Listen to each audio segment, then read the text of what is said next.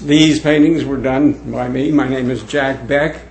I'm one of the old artists in the Industrial Center building. I've been here since the early 80s and seen many old-timers come and go. Most of the people that are here now are a new breed of artists. They're not the kind that are doing this for a living. There are very few people in this building that actually make a living doing this, which is no reflection on the art, but is a reflection on our changing tastes, possibly, and changing artists, because most people today don't go into the art world unless they're kind of a little bit of, masochistic, perhaps. Anyway, I started painting after I studied with a famous artist whose name is Wolf Kahn. These paintings here are more or less, you might say, stolen from him. They're the kind of technique that he uses, and they influenced me quite a bit. I started out by painting more or less realistic landscapes. Many of them were done in New Mexico when I lived there for some period of time. In recent years, as I've gotten older, the changes in my eyesight and in my manual dexterity have changed my style of painting. So on a painting like that, I no longer paint all the leaves and the twigs on the tree, but instead you have big swishes of, like that painting there, which is, you can see, is a landscape, but there's no specific ingredients in it.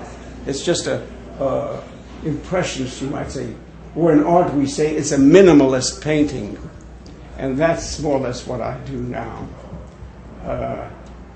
We're also, in an effort to kind of promote the sale of many of my paintings, we decided to put some of them on these G-clay print process, which, as you can see, are very, very accurate in their color representation. And we hope to sell a lot of them. That's what we're here for, possibly. And I think that's essentially what I would say about my work without going into too much detail. I've been doing this for a long time. The art sales market today has been greatly diminished for one reason or another. So art sales are a little harder to come by now than they used to be. And we have these open studios in an effort to kind of buck that trend. This is a very interesting building here that you're in. I hope some of the people here have told you about it. This building actually was built right after the beginning of World War II and was the headquarters for the shipbuilding that was done right out here in Richardson Bay. It's mostly the original building. You'll see these really big beams, which still are the original beams in this structure. Yeah, you can see those. Anyway, it is, since I spent some time in the Second War, I'm very having a kind of attachment to this structure and what it represents.